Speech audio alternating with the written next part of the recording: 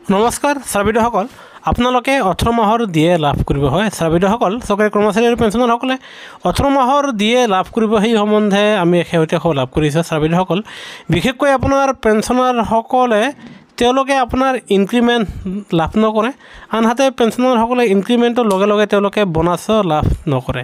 সেয়েহে সন্মুখত লোকসভা নিৰ্বাচনৰ প্ৰতি লক্ষ্য ৰাখি এক শেহতীয়া খবৰ প্ৰকাশ পাইছে আৰু য'ত আপোনাৰ কৰ্মচাৰী আৰু পেঞ্চনাৰসকলে তেওঁলোকে 18 মাহৰ এৰিয়াৰৰ টকাখিনি লোকসভা নিৰ্বাচনৰ প্ৰতি লক্ষ্য ৰাখি চৰকাৰে মোকলাই দিব পাৰে আৰু যাৰ ফলত পেঞ্চনাৰসকলে এই 18 মাহৰ তেওঁলোকৰ এৰিয়াৰ লাভ কৰিব আৰু যাৰ ফলত আপোনাৰ তেতিয়া আপোনালোকে 17% দিয়ে লাভ কৰি আছিলে আৰু যাৰ ফলত কৰোনাৰ সময়ত আপোনাৰ কৰ্মচাৰী আৰু পেঞ্চনাৰসকলে পাবলগীয়া তেওঁলোকৰ ডিএৰ কিস্তিটো মোকলাই দিয়া নাছিলে আৰু যাৰ ফলত এনেকৈ ৰৈ আপোনাৰ 18টা কিস্তি বাকী পৰিছিল আৰু সেয়েহে আপোনাৰ পেঞ্চনভোগীসকলেও এই 18টা কিস্তি আপোনাৰ তেওঁলোকে পাব বুলি আপোনাৰ জনা গৈছে।